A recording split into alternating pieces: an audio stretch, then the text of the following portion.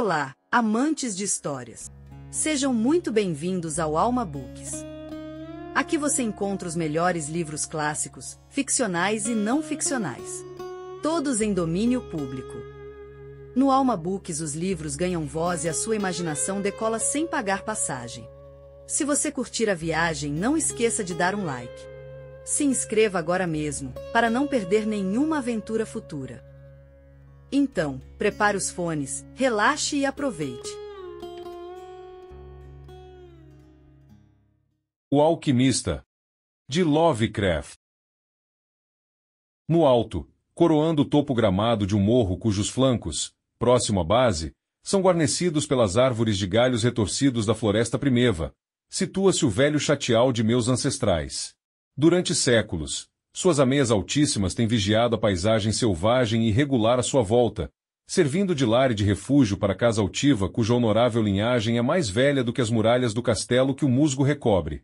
Essas torres antigas, batidas durante gerações inteiras pelas tempestades e que aos poucos vão cedendo à lenta mas incoercível pressão do tempo, compuseram na época do feudalismo uma das mais temidas e formidáveis fortalezas de toda a França.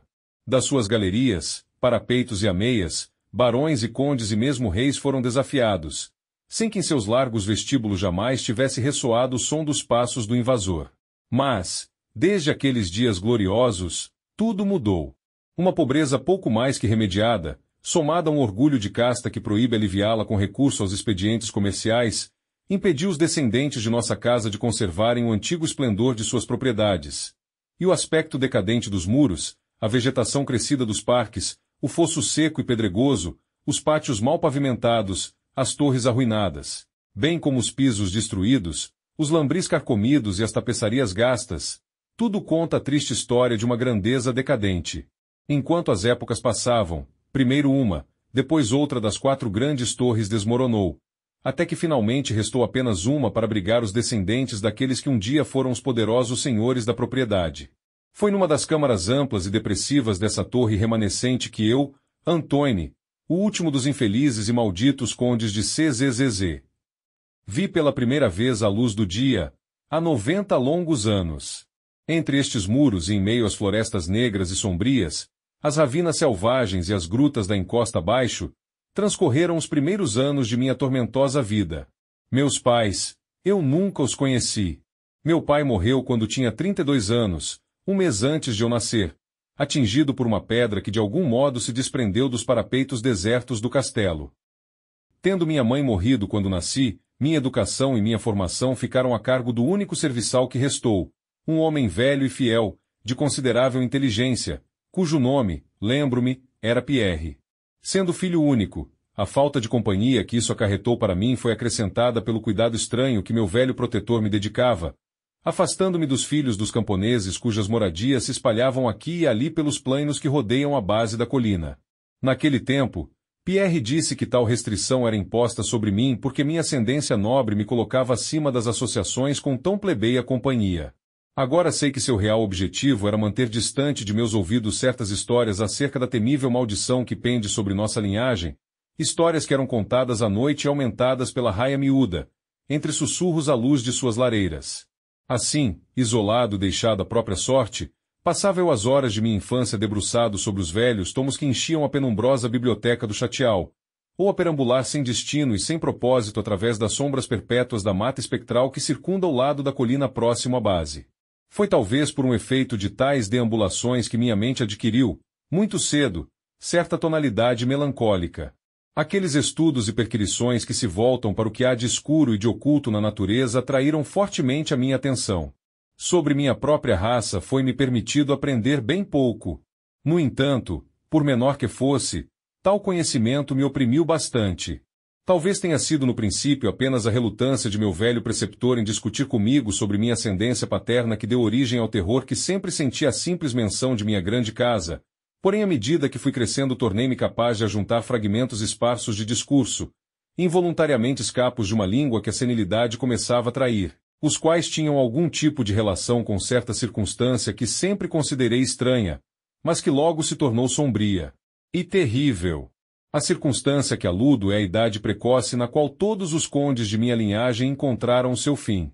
Enquanto até então considerei isso como sendo apenas o atributo natural de uma família de homens que morriam jovens, ponderei depois, longamente, sobre essas mortes prematuras e comecei a conectá-las com as 3 variações do velho, o qual falava frequentemente de uma maldição que durante séculos fizera com que as vidas daqueles de quem herdei o título não excedessem o prazo dos 32 anos. Quando fiz 21 anos, o idoso Pierre me entregou um documento de família que, segundo dizia, ao longo de muitas gerações tinha sido passado de pai para filho, continuando a sê-lo por cada possuidor. Seu conteúdo era de uma natureza absolutamente espantosa, e sua leitura confirmou as minhas mais graves apreensões. Por essa época, minha crença no sobrenatural era firme e bem assentada. Caso contrário, teria tratado com desdém a narrativa incrível que se desdobrou diante dos meus olhos. O papel levou-me de volta aos dias do 13º século, quando o velho castelo onde eu morava fora uma fortaleza temida e inexpugnável. Falava de certo homem, muito velho, que um dia habitara em nossas propriedades, pessoa de não pequenas habilidades, embora se tratasse de pouco mais que um camponês, de nome Michel, comumente designado pelo sobrenome de Malvais, o Mal, por conta de sua reputação sinistra. Tinha estudos superiores aos da sua casta, buscando tais coisas como a pedra filosofal e o elixir da vida eterna, e sua reputação era grande como conhecedor de magia negra e alquimia. Michel Malvais tinha um único filho, Charles, um jovem tão hábil quanto o pai nas artes ocultas, e que por isso era chamado de Le Sorcier, ou o Mago. Esse par, evitado por toda a gente honesta, era suspeito das práticas mais infames. Dizia-se que o velho Michel tinha queimado viva a própria esposa, num sacrifício ao demônio, e o desaparecimento inexplicável de muitos filhos pequenos de camponeses era atribuído aos umbrais temíveis desses dois. No entanto, através da natureza negra do pai e do filho, passava ainda assim um raio redentor de humanidade. O homem mau amava sua cria com enorme intensidade, enquanto o jovem nutria pelo pai uma mais que filial afeição. Certa noite, o castelo mergulhou em grande confusão, com o desaparecimento do jovem Godfrey, filho de Henry, o conde. Um grupo de busca, liderado pelo pai em desespero, invadiu a cabana dos feiticeiros e caiu sobre o velho Michel Malvais, que se achava ocupado em mexer um grande caldeirão fervente. Sem uma causa definida, na loucura desgovernada que vem da fúria e do desespero, o conde deitou as mãos no idoso mago e, antes mesmo que libertasse, sua vítima já não mais respirava. Entre mentes, alegres criados alardeavam que o jovem Godfrey tinha sido encontrado numa câmara distante e pouco utilizada do grande edifício, dizendo tarde demais que o velho Michel fora morto em vão. Enquanto o conde e seus seguidores se retiravam da pobre habitação do alquimista, a figura de Charles Le Sorcier surgiu de entre as árvores. A tagarelice excitada dos caseiros informou-o logo do que ocorrera. Mas ele não demonstrou a princípio nenhuma reação frente ao destino do pai. Só então, avançando lentamente para o conde, pronunciou num acento monótono e ao mesmo tempo terrível a maldição que para sempre assombraria a casa de C. Que nobre algum da tua estirpe matadora idade venha ter mais do que tens agora. Assim falou e, de repente, recuando em direção à mata, sacou de sua túnica um frasco contendo um líquido incolor que atirou contra a face do assassino de seu pai, para desaparecer em seguida em meio aos cortinados escuros da noite.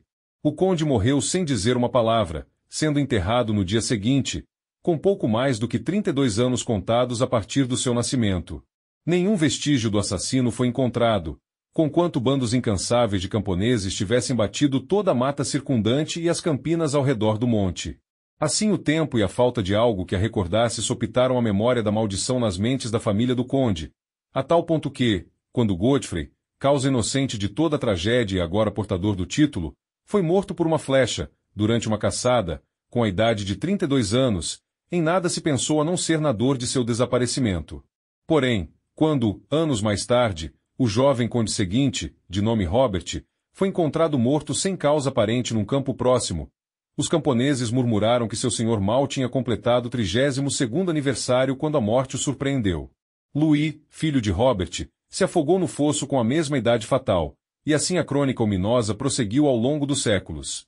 Henrys, Roberts, Antoines e Armands, todos arrancados de suas vidas felizes e virtuosas com pouco menos idade que a do seu desafortunado ancestral que cometera o assassinato. Que me restavam ainda, quando muito, 7 anos de existência tornou-se uma certeza para mim quando li tais palavras.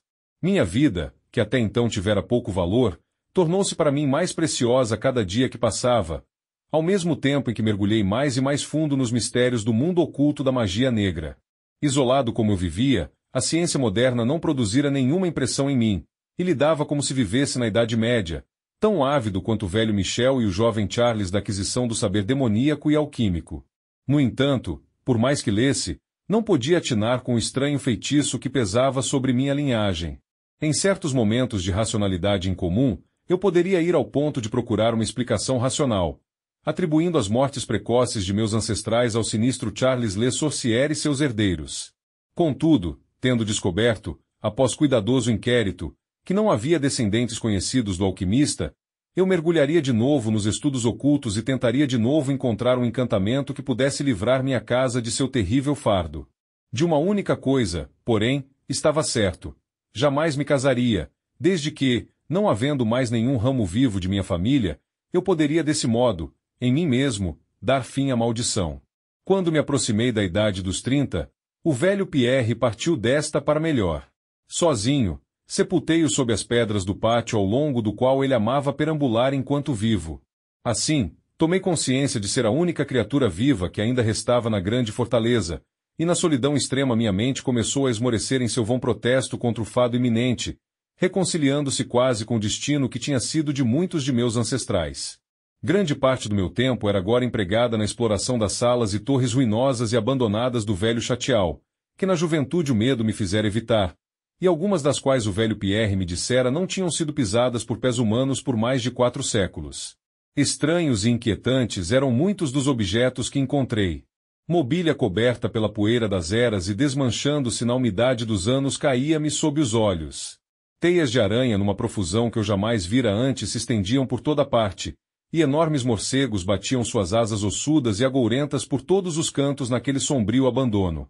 De minha idade exata, incluindo-se dias e horas, eu mantinha a mais estrita conta, pois cada movimento do pêndulo do relógio maciço na biblioteca soava como uma intimação em minha existência condenada. Por fim me aproximei daquele dia que tão longamente eu aguardara com apreensão. Desde que muitos de meus ancestrais foram apanhados pouco antes de completarem a idade com a qual o Conde Henri encontrara seu fim, eu permanecia a cada instante à espera da morte desconhecida. De que estranha forma a maldição me levaria eu não podia saber. Mas havia decidido que não encontraria em mim uma vítima covarde ou passiva. Com renovado vigor, apliquei-me ao exame do velho Chatial e do que havia nele. Foi durante uma de minhas mais longas excursões de descobrimento pela porção deserta do castelo, menos de uma semana antes da hora fatal que marcaria o limite extremo de minha estada na terra, para além do qual eu não tinha mais ligeira esperança de continuar a respirar, que me deparei com o evento culminante de toda a minha vida. Tinha passado a melhor parte da manhã subindo e descendo lances de escadas semi-arruinados numa das torres mais dilapidadas.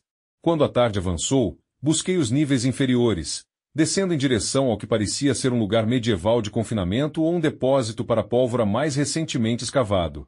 Enquanto eu atravessava lentamente o corredor cujas paredes exalavam nitrato, próximo ao pé da última escada o piso tornou-se bastante úmido, e logo vi, pela luz vacilante de minha tocha, que uma parede nua, manchada pela umidade, impedia a passagem. Voltando sobre meus passos, dei com os olhos num pequeno alçapão com uma argola, o qual jazia bem embaixo dos meus pés. Parando, consegui erguê-lo com certa dificuldade, após o que uma abertura estreita se revelou, da qual exalavam emanações nocivas que fizeram crepitar a chama da tocha, revelando ao clarão mais forte o topo de um lanço de degraus de pedra. Tão logo a tocha que introduzi nas profunduras repulsivas ardeu livre e vivamente, comecei a descer. Os degraus eram muitos e conduziam a um corredor calçado de pedras que eu sabia devia levar ao subsolo mais embaixo. Esse corredor pareceu-me de grande extensão, terminando numa porta maciça de carvalho, sobre a qual a umidade do lugar escorria em gotas e que resistiu energicamente às minhas tentativas de abri-la.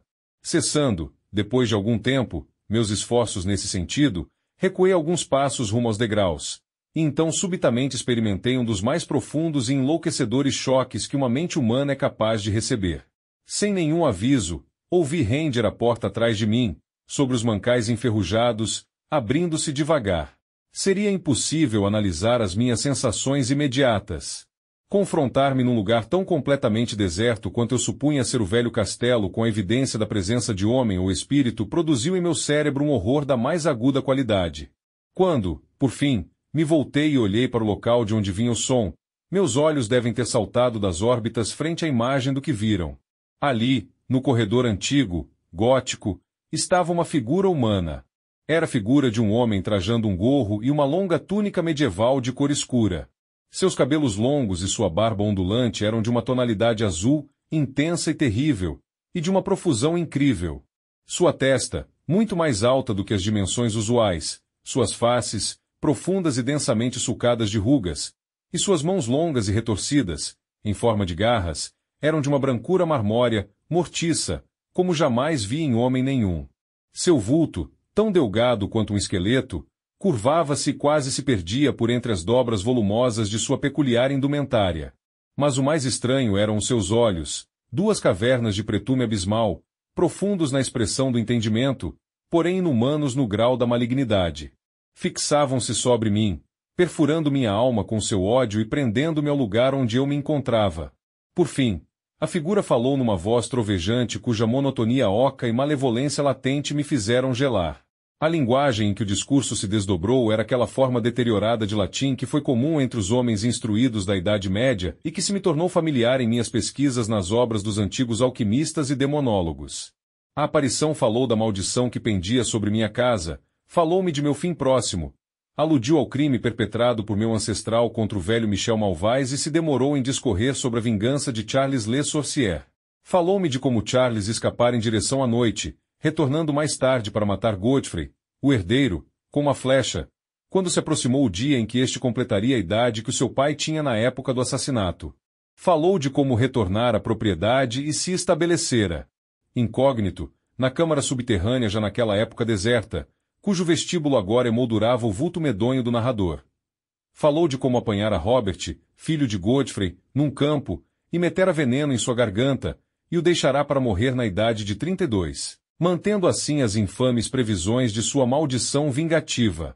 Nesse ponto, ficou a meu encargo imaginar a solução do maior de todos os mistérios, isto é, o modo como a maldição tinha sido cumprida desde o tempo em que Charles Le Sorcier, segundo a natureza, deveria ter morrido, já que o homem entrou em digressões acerca dos profundos estudos alquímicos dos dois magos, pai e filho, discorrendo mais particularmente sobre as pesquisas de Charles Le Sorcier quanto ao elixir que garantiria vida e juventude eterna a quem dele bebesse. Seu entusiasmo pareceu expulsar, por um momento, de seus olhos a negra malevolência que tanto me perturbara no princípio, porém de repente o brilho feérico retornou e, com um som chocante parecido ao cicio de uma serpente, o estranho ergueu um frasco de vidro com o intuito evidente de dar fim à minha vida, tal como Charles Le Sorcier, há 600 anos, liquidara com a do meu ancestral. Alertado por algum instinto de autopreservação e autodefesa, quebrei o feitiço que tinha me mantido imóvel desde então e assestei a tocha quase apagada contra a criatura que ameaçava a minha existência. Ouvi o frasco quebrar-se de modo inofensivo contra as pedras do corredor, enquanto a túnica do estranho pegava fogo e iluminava a horrível cena com uma radiância fantasmal. O grito de pavor e malícia impotente emitido pelo quase assassino pareceu demais para os meus nervos, jamais que abalados, e tombei de bruços sobre o piso lodoso, num completo desmaio. Quando, por fim, meus sentidos retornaram, tudo jazia imerso numa escuridão amedrontadora, e minha mente, lembrando-se do ocorrido, recuava frente à ideia de descobrir o que quer que fosse, porém a curiosidade prevaleceu. Quem, perguntei-me, era esse homem do mal, e como teria penetrado no castelo? Porque procuraria vingar a morte de Michel Malvais e como a maldição teria sido efetivada ao longo de séculos, desde o tempo de Charles Le Sorcier. A ameaça dos anos fora retirada de sobre meus ombros, pois eu sabia que aquele a quem eu tinha vencido era fonte de todo o perigo que me ameaçava devido à maldição. Agora que estava livre, ardia no desejo de saber mais acerca da coisa sinistra que tinha assombrado minha linhagem durante séculos e que fizera de minha própria juventude um longo e contínuo pesadelo. Determinado a fazer maiores explorações, saquei do bolso uma pedra e um objeto metálico e acendi a tocha ainda não utilizada que trazia comigo. Primeiramente, a luz revelou a forma distorcida e negra do estranho misterioso. Os olhos horrendos estavam fechados agora. Fugindo à visão, desviei-me e entrei na câmara que havia para além da porta gótica. Encontrei lá o que parecia ser um laboratório de alquimista. Num dos cantos havia um monte de metal amarelo e reluzente que faiscou fantasticamente à luz da tocha. Talvez fosse ouro, mas não parei para examinar. pois me achava estranhamente afetado por tudo o que me ocorrera. Ao fundo do cômodo havia uma abertura que dava para uma das ravinas selvagens da Floresta Negra ao pé da colina. Cheio de espanto, mas conhecendo já o modo como o homem obtivera acesso ao Chatial, retrocedi. Intentara passar pelo que restou do estranho sem lhe voltar a face, mas, quando me aproximei do corpo, pareceu-me emanar dele um ruído débil, tal como se a vida não se tivesse extinguido de todo. Atônito, voltei-me para examinar a figura carbonizada e encarquilhada que jazia sobre o piso. Então, de súbito, os horríveis olhos, mais negros até do que a face requeimada em que se incrustavam, abriram-se numa expressão que eu não soube interpretar. Os lábios arruinados tentaram articular palavras incompreensíveis. Em dado momento, captei o nome de Charles Le Sorcier, e novamente tive a impressão de que as palavras anos e maldição brotavam da boca contorcida. No entanto, ainda não havia como atinar com o sentido de seu discurso desconexo. Frente à minha evidente ignorância quanto ao significado, os olhos de Breu, mais uma vez, me fuzilaram malignamente, a ponto de que, mesmo reconhecendo a completa impotência de meu oponente, estremeci ao olhar para ele. De repente, aquele resto, animado por um último ímpeto de força, levantou sua lamentável cabeça do piso úmido e lodoso. Por fim, como eu não me movesse, paralisado de medo, conseguiu falar e, no seu derradeiro sopro, gritou estas palavras que desde então têm assombrado todos os meus dias e as minhas noites. Tolo! Berrou. Não consegue adivinhar meu segredo? Não tem cérebro para reconhecer a vontade que durante séculos levou a cabo a terrível maldição contra a casa? Não lhe falei a respeito do elixir da vida eterna? Não sabe como o segredo da alquimia foi resolvido? Já lhe digo, fui eu, que vivi por 600 anos para conduzir minha vingança. Pois sou Charles Le Sorcier. Chegamos ao fim desta jornada. Esperamos que tenha curtido cada minutinho. Se você gostou e quer mais histórias para embalar seus dias, não se acanhe. Conte pra nós. Deixe nos comentários qual a próxima obra que você quer ouvir aqui no canal. Sua sugestão pode ser o nosso próximo destino. Clica no inscrever-se para não perder nenhuma novidade. Deixa aquele like maroto pra gente saber que você está curtindo. E ativa o sininho para ser o primeiro a embarcar em novas aventuras literárias. Muitíssimo obrigada por nos acompanhar até o final. Sua companhia é a melhor parte da nossa história.